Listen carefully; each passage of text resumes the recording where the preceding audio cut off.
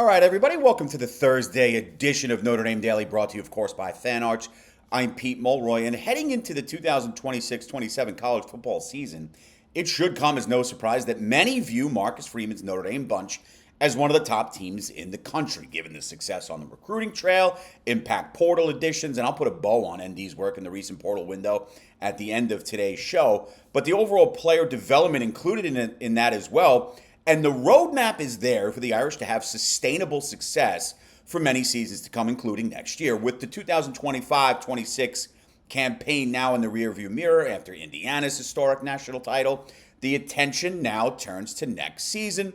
To no surprise, some of the familiar names in the game are right at the top of the list when it comes to title odds next fall. Leading the list of title favorites, defending champion Indiana and Ohio State, who, according to DraftKings, have 7-1 odds on its sportsbook platform. Behind them, Texas and Notre Dame, they're both listed on DraftKings at plus 750. Oddly enough, if maybe you're not a DraftKings person, you're a FanDuel person, their sportsbook has the Buckeyes and the Irish listed as co-favorites to win it all next season. Regardless, the consensus here seems to be that the Irish, the Buckeyes, Hoosiers, and Texas Longhorns are the four teams that most odds makers believe have the best chance to go the distance. What does that mean? Essentially nothing, but it does create nice banter and conversation back and forth, I suppose.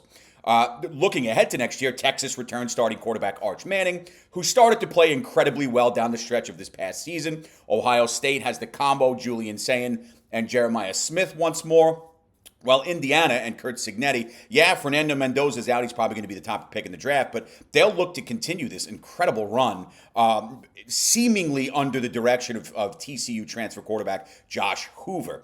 For Notre Dame, year two of C.J. Carr, a Heisman favorite, a slew of talented pass catchers, veteran offensive line, and the best defense in America, at least from where I'm sitting, gives Notre Dame as good a chance as anyone to hoist the 2027 CFP trophy. And I think it's fair to say these teams, and you could probably add squads like Oregon, Georgia, Miami, maybe a Texas Tech. They're ones that are certainly deserving to be considered amongst the power programs ahead of next season.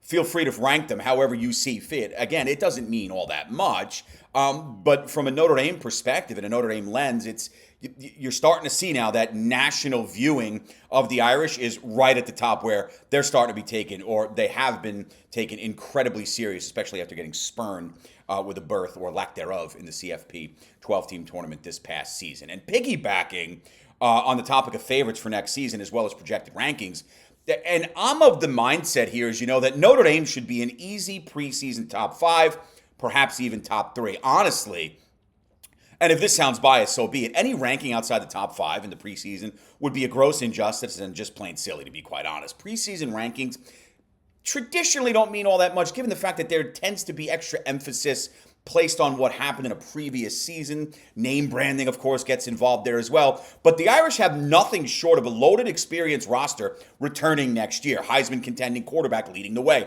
which also creates, by the way, the first time Marcus Freeman is going to have the same starting QB for multiple seasons since he took the top job in South Bend. Expectations are justifiably high here. Veteran offensive line, spearheaded by left tackle Anthony Knapp and the returning health of center Ashton Craig. You could also see 25 prize recruit Will Black earn the starting nod at right tackle. Gerby Lambert and Sullivan Absher showcasing once more their versatility at right guard and other spots along the line. And then defensively, just flipping to the other side of the ball, the group is loaded. Leonard Moore, Christian Gray return on the outside. Veteran presence of DJ McKinney perhaps slots into the nickel here. But there is perhaps the mindset of maybe Christian Gray can play in the nickel. And that might also be something worth considering. Adon Schuler, Tate Johnson, pace that safety department. We know how good they are. And then, not to mention Drake Bowen, Jalen Snood, Boubacar Traore, Bryce Young, KVA when he returns. Lead the first and second levels. You're going to get major support from Francis Brew and Tyone Gray on the defensive line.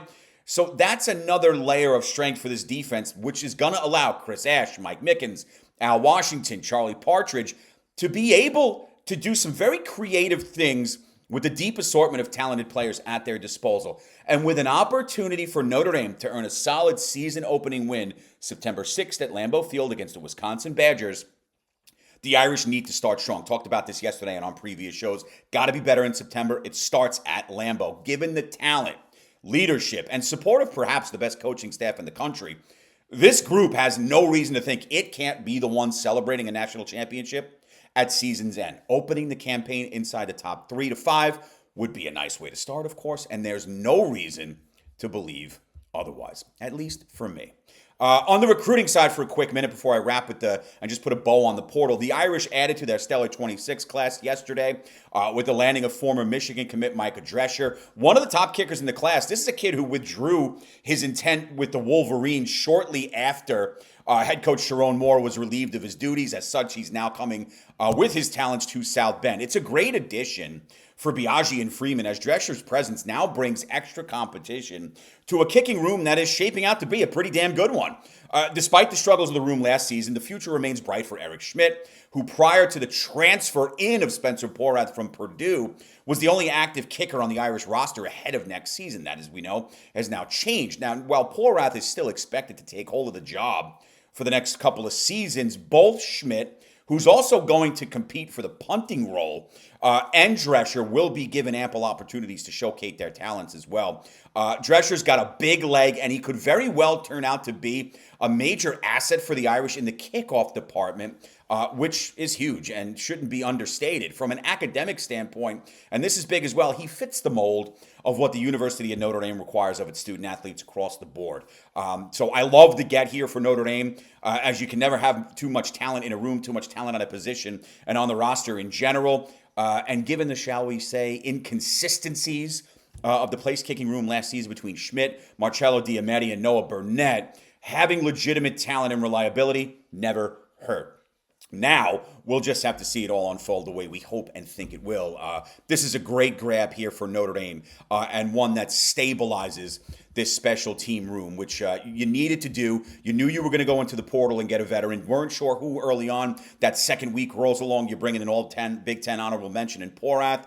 To pair him with Schmidt, they'll compete, but Porath's he definitely has the leg up for the job, though Schmidt will be given opportunities to show what he has after a inconsistent freshman campaign. But now you bring in Drescher, and you've got 3 legitimate legs there, talent levels across the board, and we'll all be given an opportunity as we get into the spring, into March, into the April Blue Gold game to show what they have. So it's good. It's going to be fun. Not to mention a new look punting game. I think you're covered there with a lot of talent across the board. Jasper Scaife comes in. He's probably got the advantage there in the punting unit. But again, Schmidt gives you that duality there, kicker, punter. So it's going to be fun to watch, and competition breeds success here. So that's what the Irish are hopefully looking at. And just to wrap today's show, we'll put a bow on the portal. You know what Notre Dame did across the board. 8 guys coming in. Jaden Sanders, good-looking young corner from Michigan. 3 years eligibility left. Gray and Brew up front. You got the OSU duo of Porter and Graham on the outside. Keon Keeley, a reunion of sorts, and DJ McKinney, the veteran, comes in. That's a kid who played opposite Travis Hunter at Colorado for a season.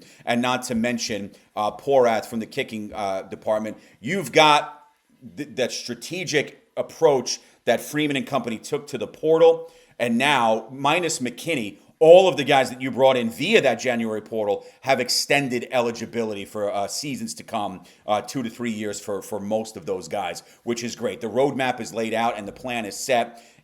You would think immediate success going into next season, where we're going to see a lot of these portal guys make an impact, as well as some freshmen from the 26 class being impactful first-year guys. Ian Premer's a guy that stands out. Joey O'Brien, Kari Adams, perhaps a Braden Robinson, Devin Fitzgerald, Bubba Frazier. The list goes on and on. So this unit is loaded, and they just supplemented it so perfectly in the portal. Now, as we continue through the winter and on into the spring, we can begin to dissect what Notre Dame has in front of it from a personnel perspective and on the schedule they'll play next season. For now, I hope you have a great rest of your day. We'll wrap up the week tomorrow on the Friday edition of Notre Dame Daily. Have a great rest of yours, and as always, go Irish.